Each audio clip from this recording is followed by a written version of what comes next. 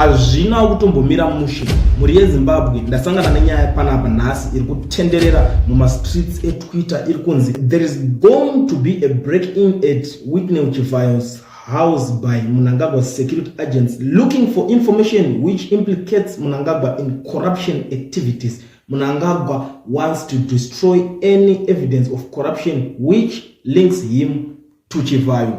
Ndozvo zviri kutaurwa paTwitter panapo uyo anonzi Majaira Jairos ari kutenderedza nyaya iyoyi. Inyaya yavhundutsa vanhu vakawanda because vanhu vabva vatanga kukomenda vakati I'm just waiting for the dates.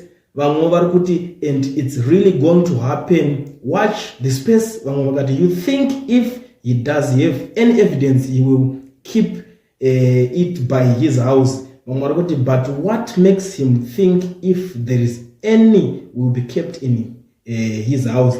Mumwe ari kuti it's too late I think. Mumwewo ari kutaurawo kuti apa pane ma screenshots a mother and son musadaro imimi. Mumwe ari kuti I doubt ED communicates using IG. Mumwewo ari kuti I don't think Chivayo is that stupid to keep the information in one spot by definitely he has it probably with even audios. Anyone who has done deals with ED knows that they are going to be prosecuted when he is no longer in power or called by the maker. Ndo mashoko ari kupindurwawo nevanhu vakasiyana siyana vari kutaurawo pamusoro penyaya iyi. Kusazivawo kuti imi muZimbabweans makada kuitarisa nyaya iyi munoionawo sei, nekuti vamwe vari kuti chinongoda kunge chiri chokwadi, asi vamwe vari kuzoti hazvigone nekuti President Mnangagwa havaimboshandisa IG kana kuti Instagram yakayekwa kuti vataure naChivayo, nekuti Chivayo iko zvinezvi muri kuona nyaya dzake dziri kungobuda pese pese. Pakambotanga pangobuda maaudios aya ekutanga,